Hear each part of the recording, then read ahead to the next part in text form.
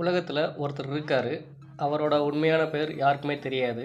அவர் எங்கே இருக்காருன்னு தெரியாது. ஆனால் அவர் உருவாக்கின ஒரு விஷயம் இன்று உலகம் முழுக்க பல கோடி ரூபாய் மதிப்பில் இருக்குது. அது மட்டும் இல்லை, அவர்கிட்ட சுமார் 10 லட்சம் பிட்காயின் இருக்கலாம் என்று ரிசர்ச் எஸ்டிமேட் பண்ணுறாங்க. அவர் யார் அப்படிங்கிறது உங்களுக்கு தெரியுங்களா? அதை பற்றி தான் இந்த வீடியோவில் ஃபுல்லாகவே நம்ம பார்க்க போகிறோம். அதுக்கு முன்னாடி நம்ம சேனலை இது வரைக்கும் சப்ஸ்கிரைப் பண்ணாதவங்க சப்ஸ்கிரைப் பண்ணி வச்சுக்கோங்க. அப்போ தான் நான் ஒவ்வொரு கிரிப்டோ வீடியோவும் உங்களுக்கு நோட்டிஃபிகேஷன் வரும். பிடிச்சிருந்தால் லைக் பண்ணுங்கள். அடுத்து என்னென்ன வீடியோ போடணும் அப்படிங்கிறத கமெண்ட் பாக்ஸில் கமெண்ட் பண்ணுங்கள். கூடவே டெலிகிராம் லிங்க் கொடுத்துருக்கேன்.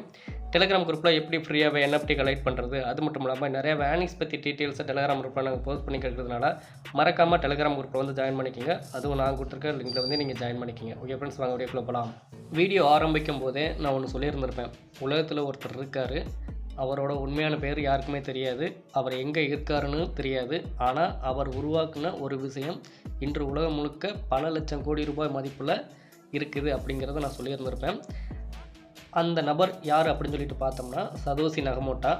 அவர்கிட்ட பார்த்திங்கன்னா ஒரு 10 லட்சம் பிட்காயினுக்கு மேலே இருக்குது அப்படிங்கிற மாதிரி சொல்கிறாங்க. இது உண்மையாக பொய் அப்படிங்கிறது தெரியல. ஆனால் இப்போ வரைக்கும் பார்த்திங்கன்னா அந்த பிட்காயின், அதாவது அந்த 10 லட்சம் பிட்காயின் இருக்குது பார்த்திங்களா, அதில் ஒரு பிட்காயின் கூட வெளியிலையும் போகலை. அதுக்கப்புறமா அந்த 10 லட்சம் பிட்காயினுக்கு எக்ஸ்ட்ரா ஒரு பிட்காயின் கூட உள்ளேயும் வரல. இது அப்படியே பார்த்திங்கன்னா ஹோல்டு பண்ணி அப்படியே இருக்குது.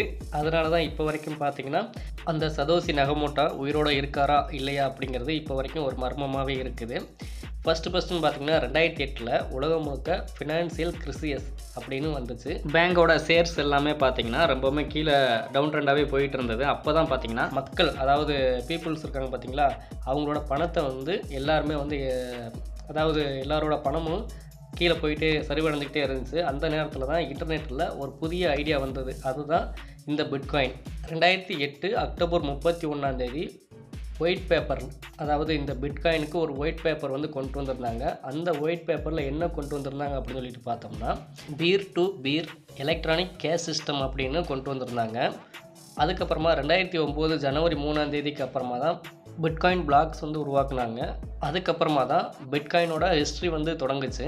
அந்த 2009 அந்த காலகட்டத்தில் பார்த்திங்கன்னா சதோஷி நகமோட்டோ அவர் பார்த்திங்கன்னா அந்த டயத்தில் பிட்காயின், அதாவது 1 மில்லியன் பிட்காயின் மைன் பண்ணியிருக்கலாம் அப்படிங்கிற மாதிரி எல்லாருமே சொல்கிறாங்க. இது உண்மையாக பொய் அப்படின்னு தெரியல. ஆனால் அந்த பிட்காயின் இப்போ வரைக்கும் பார்த்திங்கன்னா எந்த ஒரு ஆக்டிவிட்டியுமே இல்லாமல் இருக்குது. இப்போ வரைக்கும் அந்த பிட்காயின், அதாவது ஒரு பிட்காயினுக்கு மேலே எக்ஸ்ட்ராவும் ஆகலை, அந்த ஒரு பிட்காயினுக்கு மேலே கம்மியாகவும் ஆகலை. அதாவது வேறு எக்ஸ்சேஞ்சுக்கோ இல்லை வேறு வேலெட்டுக்கோ எந்த இதுக்குமே மாற்றாமல் அப்படியே இருக்கிறதுனால இப்போ வரைக்கும் பார்த்திங்கன்னா அந்த சதோஷி நகமோட்டோ இருக்காரா இல்லையா அப்படிங்கிறது இன்னமும் தெரியாமல் தான் இருக்குது.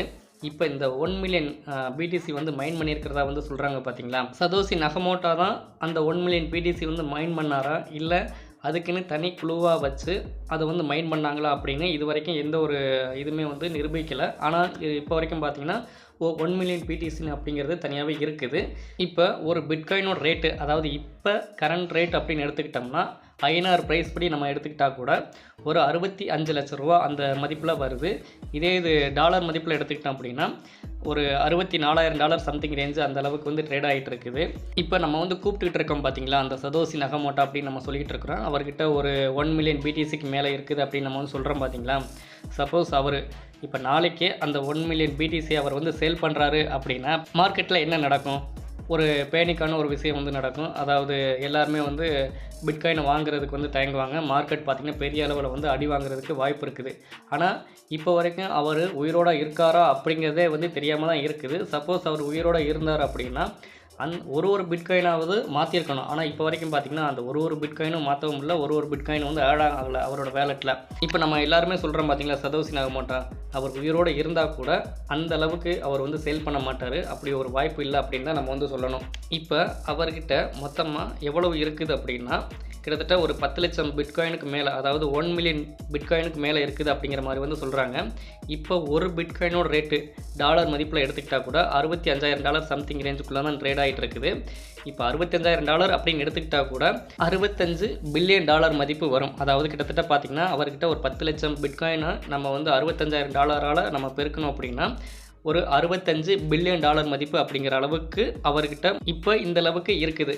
ஓகே ஃப்ரெண்ட்ஸ், ஃப்யூச்சரில் பார்த்திங்கன்னா ஒரு பிட்காயினோட ரேட்டு ஒரு பெரிய அளவில் போகும்போது இப்போ மொத்தமாக ஒரு 10 லட்சம் பிட்காயினுக்கு நான் அதை கணக்கு போட்டு பார்த்தோம்னா அப்போ அதோட வேல்யூ பார்த்திங்கன்னா இன்னமும் கூடிக்கிட்டே தான் போகுமே தவிர கம்மியாகாது. ஓகே ஃப்ரெண்ட்ஸ், இப்போ உங்களுக்கு என்ன தோணுது? சதோஷி நகமோட்டோ இப்போ வரைக்கும் உயிரோடு இருக்காரா இல்லையா அப்படிங்கிறது உங்களுக்கு தெரிஞ்சிச்சு அப்படின்னா கமெண்ட் பாக்ஸில் வந்து கமெண்ட் பண்ணுங்கள். இருக்காரு இல்லை அப்படிங்கிற மாதிரி ஏதாச்சும் ஒன்று சொல்லுங்கள். ஓகே ஃப்ரெண்ட்ஸ், நெக்ஸ்ட்டு இதே மாதிரி ஒரு நல்ல வீடியோவில் மீண்டும் சந்திப்போம். Thank you, bye, see you. மறக்காமல் நம்ம சேனலில் ஒரு சப்ஸ்கிரைப் பண்ணி வச்சுக்கோங்க. கூடவே உங்களோட ஃப்ரெண்ட்ஸ்க்கு இந்த வீடியோவை ஷேர் பண்ணி விடுங்க. பிடிச்சிருந்தா லைக் பண்ணுங்கள். தேங்க்யூ.